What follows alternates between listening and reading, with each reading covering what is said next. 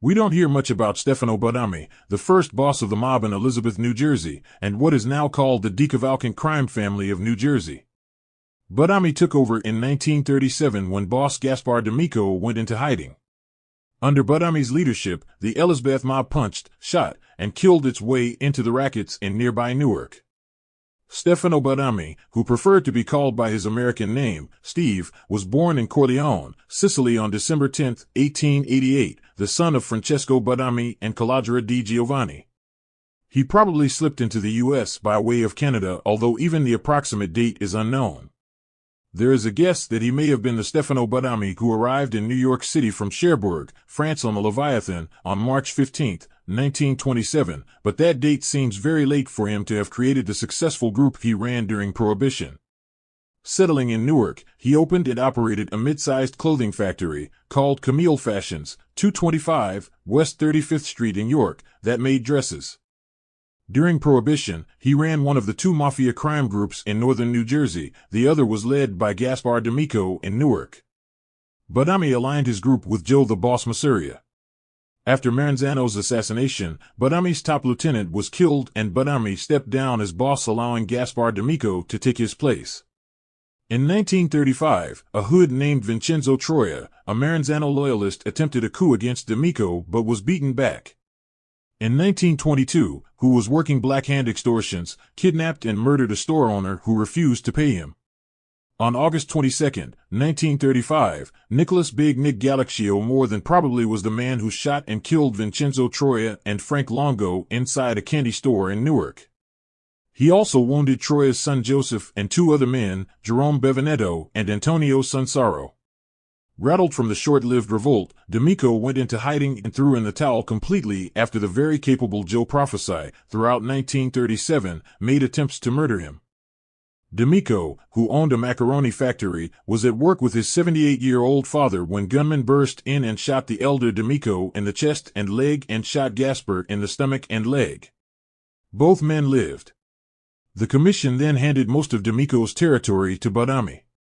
In 1940, Badami came to the attention of the federal government and was locked up in 1940 for counterfeiting. In February, someone fired a shotgun at Badami from a speeding car as he walked to his home at 335 Academy Street in South Orange, N.J. On March 31, 1955, Badami went to Vito's Clam Bar in Newark. He had been sick and resting in bed with a bad heart and diabetes. But he had an appointment and wanted to keep it.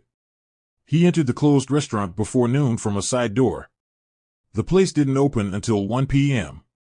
He sat with the owner, Vito Otto, a longtime friend and a major gambling kingpin, in the rear of the restaurant and had a coffee. Two men came in, also through the side door. They pushed a cleaning woman, Lucy Cromwell, and Otto into a pantry and locked them in. There was a scuffle and then a moan. Badami was stabbed 39 times.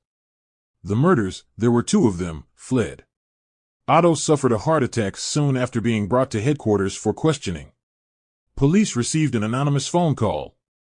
The caller said, "If you want the guy who killed Steve Badami, go to Springfield Avenue and Bruce St." Then he hung up.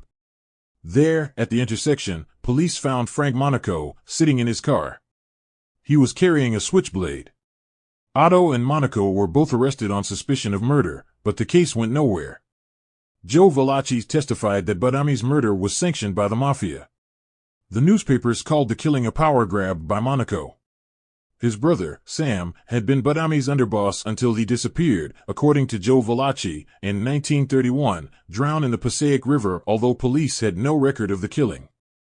Badami was succeeded by Flippo Phil Amari, although what had been the Badami gang was not seen as a viable organization. There were still several mafia crime groups active in northern New Jersey at the time. Amari was heavy into narcotic sales with secondary interests in the less lucrative extortion, labor, and loan sharking rackets. Amari's daughter was married to the son of Chicago hood Anthony Pinelli. Delmore was in attendance at the mafia meeting in Appalachian, New York. By May 19, 1957, Amari was gone and retired to Italy. Amari's underlying Louis Fat Lularasso and Frank Majuri handled the organization until Nicholas Delmore stepped up and ran things until about 1961 or 1962 when illness and forced him to resign. Larasso and Majuri were also present at Appalachian. Frank Majuri, who made part of his income from shaking down Italian immigrants, was made underboss. Following Delmore came Sam DeCavalcante, who demoted Majuri back to the rank of capo. Majuri then began to groom his son Charlie, aka Charlie Years, for a life in the mafia. Charlie Years was already active in the mob when he was a teenager. He racked up a record for gambling, larceny, possession of stolen property, and bookmaking. He was made into the mafia in the 1970s. When Simone Sam the Plumber DeCavalcante retired in the 1980s, Giovanni John the Eagle Riggi, the longtime underboss, stepped up a notch and promoted Majuri to the rank of capo regime or captain in the Newark faction. In the 1990s, Giovanni Riggi went to prison and Giacomo J. Camari took over as acting boss, but then he died of stomach cancer. At that point, the family was without firm leadership and was becoming directionless. Several factions within the family began maneuvering for power. To prevent a war, from his prison cell John Riggi created a panel of high-ranking members to oversee the family's operation. The panel consisted of Capos Vincent Vinny Ocean Palermo, Girolamo Jimmy Palermo, Stefano Steve the truck driver Vitabile, and Charles Majuri. Majuri didn't like it. He believed he could run the family alone, and he began to conspire with his Newark faction of North Jersey to murder his rivals of the Elizabeth faction, Girolamo Palermo and Vincent Palermo. But the Palermos, who were not related, heard about the plot and sent two soldiers, Anthony Capo and James Jimmy Gallo, to murder Majuri outside his house.